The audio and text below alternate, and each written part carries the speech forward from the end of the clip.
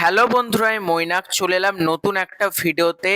আজকে এই ভিডিওতে একটা দারুণ ব্যাপার নিয়ে কথা বলবো। অনেকে বুম্বাদার সাথে না রাজনীতিকে গুলিয়ে দেয়। বুম্বাদা তৎকালীন যে সরকার রয়েছে তার দলে নাকি বুম্বাদা যুক্ত হবে। আমি বারবারই বলি, এই সমস্ত মানুষ মানে মাথায় যাদের কমন সেন্স আছে তারা এগুলো কখনো মাথায় আনবে না। কারণ পূর্ববর্তী যখন সরকার ছিল, তার আগে যে সরকার ছিল, কখনো পর্যন্ত বুম্বাদাকে রাজনৈতিক কোনো পার্টির ঝান্ডা ধরতে দেখা যায়নি। মুখ্যমন্ত্রীর কাছে গেলে, স্বরাষ্ট্রমন্ত্রীর কাছে গেলে সে যদি রাজনীতির ব্যক্তি হয়ে যায় তাহলে কিছু বলারই নেই। তাহলে ভারতবর্ষের সবাই তাহলে রাজনৈতিক রাজনৈতিক দলের কারণ বুম্বাদা আজ পর্যন্ত রাজনীতির কখনো রংটাও গায়ে লাগাননি। আর আমার বিশ্বাস বুম্বাদা কোনোদিনও রাজনীতির রং নিজের গায়ে লাগাবেন না।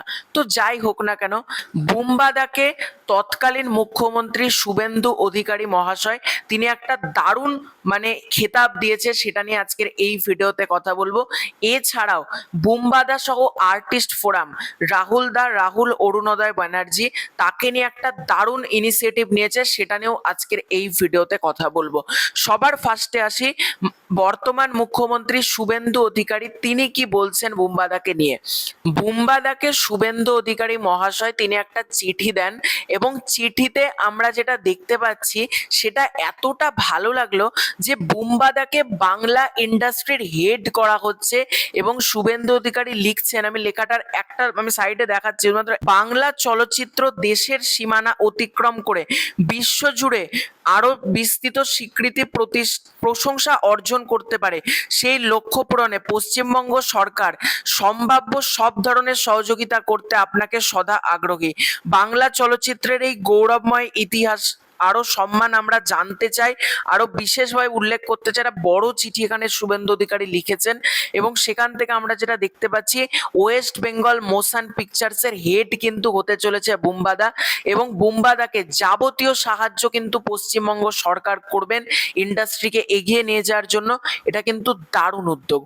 এবার যদি আসি আর্টিস্ট ফোরামের সিদ্ধান্তকে নিয়ে, দেখো আর্টিস্ট ফোরামে যারা যারা রয়েছে, বুম্বাদা থেকে শুরু করে বিপ্লব চ্যাটার্জি সহ যারা যারা আর্টিস্ট ফোরামে যুক্ত রয়েছে, প্রত্যেকে একটা দারুণ সুন্দর জিনিস ভেবেছে।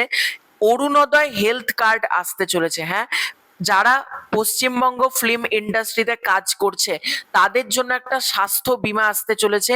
এবং বুম্বাদা সহ সবাই জানিয়েছে আর্টিস্ট ফোরামের যে আমরা এই করে রাহুলকে মনে রাখতে চাই, রাহুলের মতন যেন আর কাউকে অকালে চলে যেতে না হয়, এবং সব ধরনের চিকিৎসা পশ্চিমবঙ্গ সরকার করবে। এবং আরো নানান বিষয় নিয়ে আলোচনা চলছে, এর মধ্যে কিন্তু চিকিৎসা থেকে শুরু করে হাসপাতালের খরচ সহ আরো অনেক কিছু কিন্তু রয়েছে। এবার এক্স্যাক্টলি খুব তাড়াতাড়ি এটার একটা সুন্দর শুভ উদ্বোধন হতে চলেছে।